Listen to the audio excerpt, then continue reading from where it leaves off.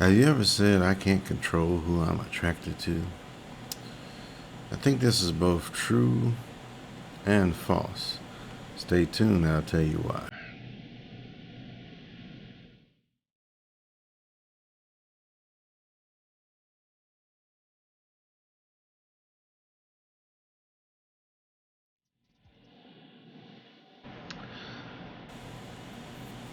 Hello, welcome to When Nice Guys Retaliate.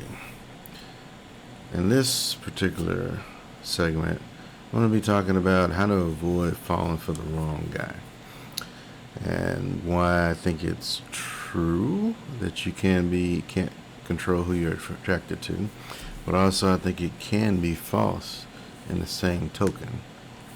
So I'm gonna be looking down, so forgive me for that, but let's get started. This is based on my own personal thoughts and opinions, but I've heard a few women say that they can't control who they're attracted to. Truth-wise, I believe the truth about the statement is the principles of attraction are set for each individual. Deception-wise, I believe that you can avoid who you're attracted to and possibly even change what particular characteristics you're attracted to in a person. So, first let's talk about attraction. One of the most important or understated Bible verses states that we should guard our heart. And I believe part of this means we should know ourselves well enough to know what hurts us and our vulnerabilities, weaknesses, and even the types of men you guys are attracted to, women for me. Okay. Some types of men are tied to certain emotional traumas such as betrayal, dishonesty, and or physical abuse. We'll call those things like this sensitivities, which need to be changed or reset in our lives. However, I believe attraction to these types of men is really more of a familiarity than a true attraction. Kind of like fast food. It tastes good whenever you try it, but it's bad for you. So, in that regard, you'll have to put more effort into trying to eat more healthy. Healthy things such as raw fruits, vegetables, or whatever else, or at least healthier cooking practices. Attraction consists of different elements to include characteristics such as physical components. And by physical, I'm talking about a man's build, his shoulders, V shape, package, backside, eyes, square jawline, height, hair, anything dealing with the physical. Next could be his voice. Could also have his gang, how well he's able to talk to a particular woman and, say the things she wants to hear. His swag, which is the way he carries himself, could also be his level of aggression. How the man dresses, his status, or even how he handles a woman physically, or handles you. Sometimes a touch can be enough. But within the principles of attraction, there is a process. Meaning, I invite you to think, what is your process for being attracted to a particular man? The process of attraction is also based on the individual, meaning beauty is in the eye of the beholder. Unconsciously, I believe most people go through a process of determining attraction to someone. For example, first you might look at his height. Next you might look at how he dresses. Then you might look at his physical body type or shape, muscular build, his shoulders, etc. His shoes, his eyes, his voice. Basically, think of whatever your list is and the order of that list. Also, please write this down for your reference. And there's usually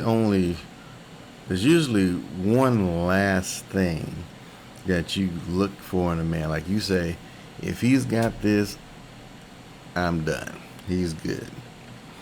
But I want you to realize that you, as a woman, already have means of disqualifying men. Okay? I'm just asking you to hold off on that for a second, on full attraction. If you know you got that one thing left over. Now you could, it could be short, it could be have kids, it could be anything that you would normally disqualify other men for. You got to figure out something that you can hold off your attraction on, so that you don't completely fall for this person. Give yourself an out, so to speak. So most guys are going to fail up to a certain point for his height, if he smells, if he has no swag, the way he dresses. But for the guys who actually make it past this point, there's one last thing you're going to look for in that particular piece of information. Could be a certain job, could be a sense of humor. Excuse me. Whatever it is, you know the situation where you say something like, if this dude has this, whatever it is, you're in love or in lust with him. This is the thing you need to be aware of and hold off on. Because once you pass that point, you belong to him, basically. Whether he wants you or not, which is what we're trying to avoid. We don't want him to own you without actually being the man he needs to be to have you. And this is a very important skill to use for your defense. Also, please understand that sometimes some women might just have one requirement. And being in this situation makes you more vulnerable to a specific type of men. So if you know you like just straight up hood dudes, alright, that's a problem. If he looks hood, you're already taken. You need to watch out for that type of stuff. The purpose of this is to give women a level of protection that's within your own power as a woman. We can call it delayed or holding off on attraction, which is meant to give you a pause in attraction in order to make sure the man that you're looking at actually can be trusted with your heart. And to assist with this, each woman must make a rule, such as requiring marriage before sex, but it must also apply to all men, because you can't break rules for some men and then not others, because eventually it'll just leave you defenseless. For example, if a woman is perfect but has a kid, most men will stop any serious relationship immediately once he finds out she has a kid. Doesn't matter how attractive she is or whatever. That self-rule stands, and he keeps enforcing it no matter what. And this is an example of stopping attraction based on a hard requirement. For a woman, learning that he's a player or he doesn't believe in monogamy will be a good rule to have. That way, in your mind, if you hear that trigger word, you're saying no relationship. You're taking yourself and rolling out. That's it. No other questions asked, no other swag, no whatever. That's your cue to go. The next level in this concept is a little more difficult, which is how to overcome a bad attraction or a bad attraction traits in guys such as bad boys. The idea is to replace bad boy traits that you find attractive with an equivalent or similar good guy or positive trait. However, this is where many women will probably fail, especially if they think that they should be able to have it their way. If you think you should have it your way, or you have the ability to overpower a man, you're probably not going to do very well. However, I think you can do it. You just gotta want to do it. In reality, the thing that attracts you to a certain man is actually what makes you the most vulnerable. And the more vulnerable you are to a man, the more distance you should have between you and him. So if the types of men you like go to clubs, then you should stop going to clubs. If they usually try to take you up to the room, then you should not go up to their room for any reason, which includes going to the bathroom. But let's get back. Break down the traits of attraction you see and what you like about it. In my opinion, the thing that women find most attractive about bad boys is they don't follow the rules and the excitement of not knowing what's going to happen next, which gives women an excuse to not accept responsibility sometimes for the action. He just too fine, he whatever. He had me, he caught me, whatever you want to say. It's an excuse. You blame it on him, but really you're wrong to do it anyway. So if he was aggressive and just wanted to have sex with you, some people, I believe, would just use that as just a reason to submit to his actions. They can blame him, say, oh, he was too much, or he had me, and all this other stuff, but really you're not taking responsibility for your own decision. The problem is a lot of people know that they are not supposed to do it, or that's the wrong person to do it with, but you really want to. And the bad boy that's sexually aggressive has the attraction, or he's very attractive. He knows what to say, and he knows how to push certain women, their buttons, just to get them past that level of no. And once he does that, he got you. All right. You shouldn't, but he got you anyway. Okay. So I believe that good girls a lot of times use bad boys as an excuse because they really want to. So if that's your mentality, you're going to do whatever you want to do. This is for the ladies who maybe not feel as strong enough to say no to a man, or you don't really know how to get a situation with a man. This is to give you a way or a game plan on how to get out of a situation you really don't want to be in, for whatever reason. Whether you're just not comfortable, you're just not experienced enough with guys, or you just don't really know how to. You want to be able to say, hey, I like this guy, but you don't want to go past a certain point with a certain guy, okay, until you're ready to get to that point. This is to help you. But if you want to do it, then, hey, that's up to you. So,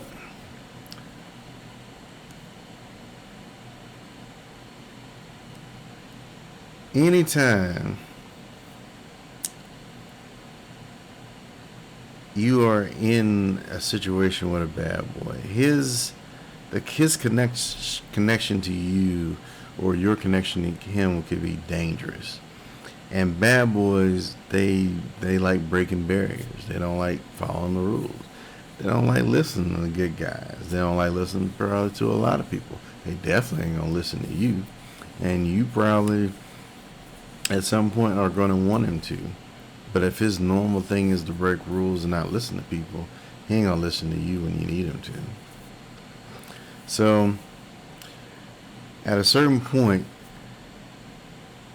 even though he likes to break barriers, you're going to become a barrier. And eventually, you'll become a barrier that he needs to break in order to let another woman take your place.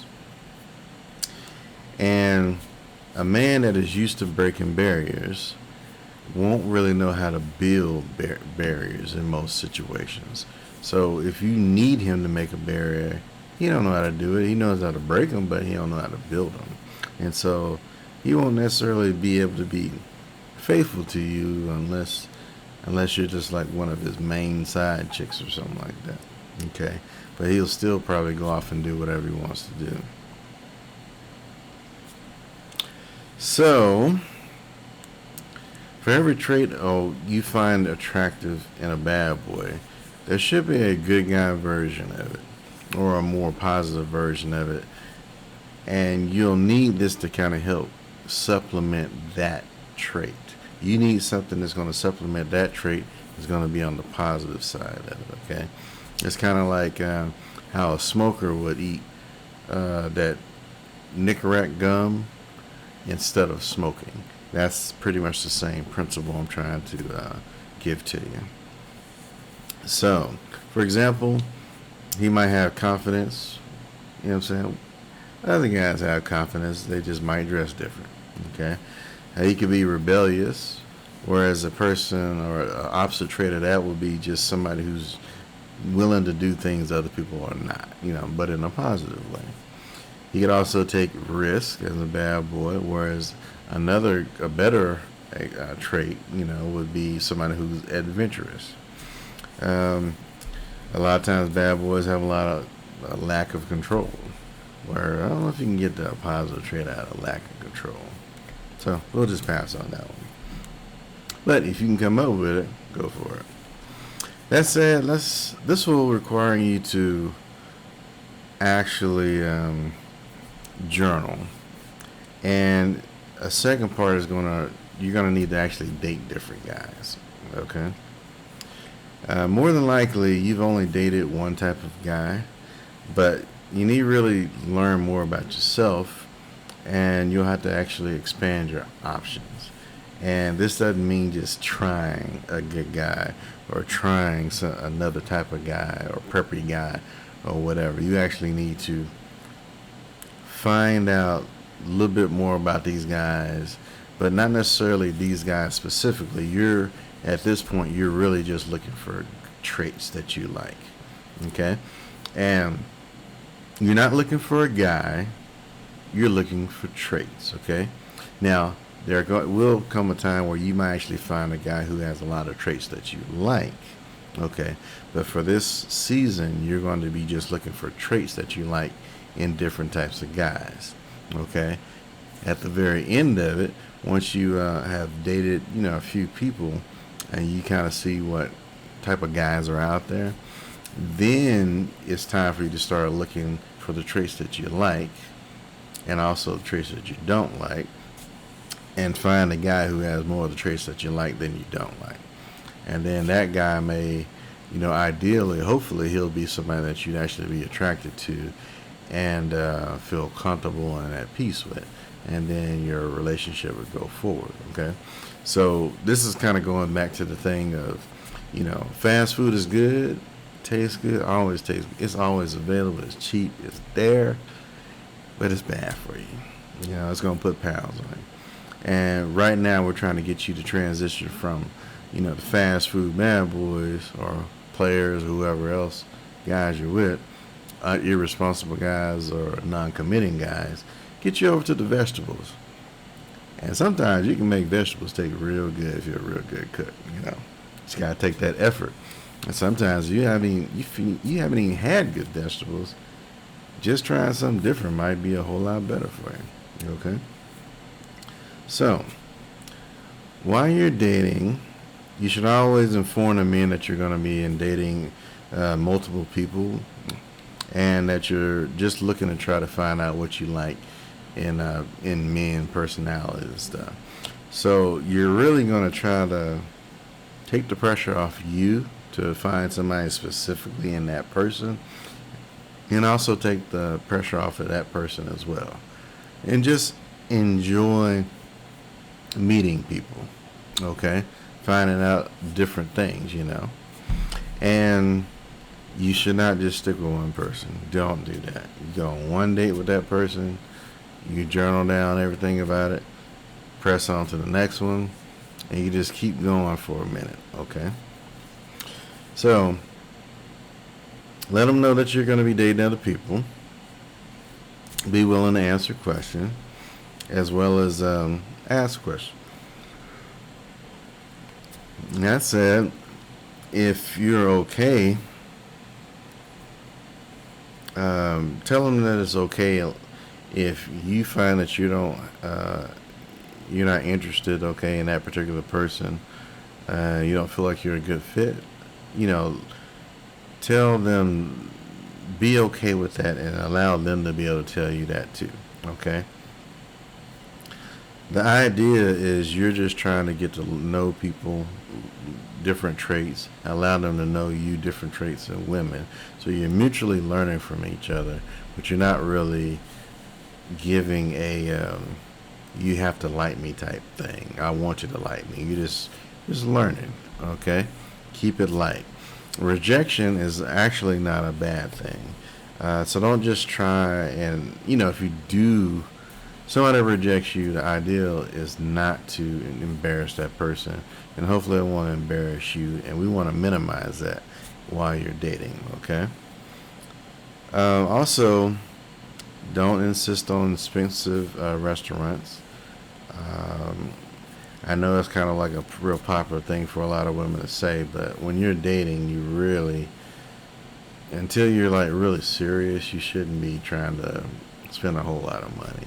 And don't require the other person to do that either, because the more you ask them to invest, the more it's going to, more it's going to cost. Okay, the more it's going to cost you, and you don't really want to burn bridges. You want to just enjoy yourself and allow them to enjoy being with you as well. If you feel more comfortable about it, just split the check. Okay, that always helps. I think most guys will probably pay for it anyway, within reason. But the thing is you got to be within reason as well. Okay, if you're going to be spending more than, I would say more than $60, you really starting to push it. Okay, especially for like dating. In fact, the cheaper it is, probably going to be the better. Okay, and don't hold that against somebody for having a cheap date either, because the whole purpose is to learn more about what you like in a person, and that person will learn more about what they like in a person. All right, so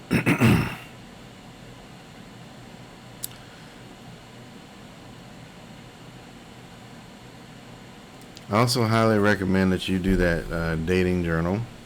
The journal should include things such as the date and the time you met, the type of man he is, his occupation, how he dressed, did he wear glasses, how was his temperament, meaning was he confident, was he aggressive, did he listen before making decisions, or whatever else. Whatever you can think of that happened. Also, what type of car did he drive, if you know? If he drove, what did you talk about? What did he talk about? How did you feel around him? Did you feel peaceful? Did you feel excited? Did you feel horny? Did you feel curious? Did he walk you to your car or not? Which did you prefer? Did he text you after the date or not? And did you like that he did or didn't? Did he pay for the meal or offer to split the check? Include as many details as possible, including if he really didn't have bad manners. If he has bad manners, like he burps and stuff at the table, don't say excuse me, anything that you didn't like about his mannerisms, stuff like that. And if you can understand this concept, I believe it'll give you tools on how to avoid bad relationships and find better ones. But be warned, hard times in life and things such as alcohol can make you vulnerable at a time of weakness and destroy your life, and sometimes the life of others as well. So be very, very careful. Another point I think is very important to mention, and it's just based on my opinion, is that the man or types of men that you like, if you'll do anything for them, that's the most dangerous person for you. And you should really avoid anybody that you're so attracted to that they can ask you to do anything, you would do it. Now, the only exception possibly is if they feel the same way about you, but even that's not a guarantee because you could both be dangerous for each other unless you know how to have some type of line in a relationship. Okay, so I'm not asking you to really do anything that you don't already know how to do because you already know how to basically tell men you're not interested. You already know how to find things you don't like about men. I'm just asking you just to expand your repertoire. And then once you dissect all the attributes you like in bad boys to a single or equivalent good quality, I think you're going to be a whole lot better off. This is basically it's withholding attraction, and then you have selective disqualification is what we're going to call it, okay? Where you find things that help you to disqualify men that aren't good for you in a long-term relationship, okay? So in reality, we're trying to retrain a social mindset and give you a better one. Another thing you can do is find something that you don't like to disqualify a person. Look for something specifically. And then keep your level of attraction. You use that to keep your level of attraction at bay. Of course, it should be something you can overcome unless it's something you can't. Then you should just drop it completely. And bad doesn't necessarily mean evil. It just means that man has negative traits that won't benefit you, such as he doesn't keep his word. He uses game to get what he wants, but leaves you holding the bills, the baby, and yourself instead of going through life and issues with you. Another bad thing would be, or a bad trait would be a man who's only with you during good times and not willing to be there with you during bad times. So, and last thing I'll say is the more respect you have for yourself and resist the man, the more attractive you'll become potentially to him. Otherwise, he'll just show his true colors and then leave you. So most men will only change if they have to or they're forced to. And sometimes if they really want to for a particular reason. The question is whether you are the woman that he's willing to do that for. So if he doesn't change, you're probably not the woman that's for him, and it's time to leave. And it's easier for you to be able to leave if you don't allow yourself to fall in love with him before he proves himself worthy to be with you.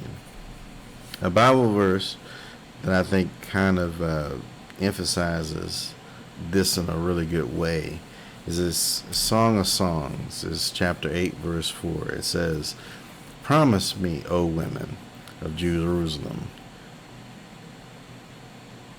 not to awaken love until the time is right."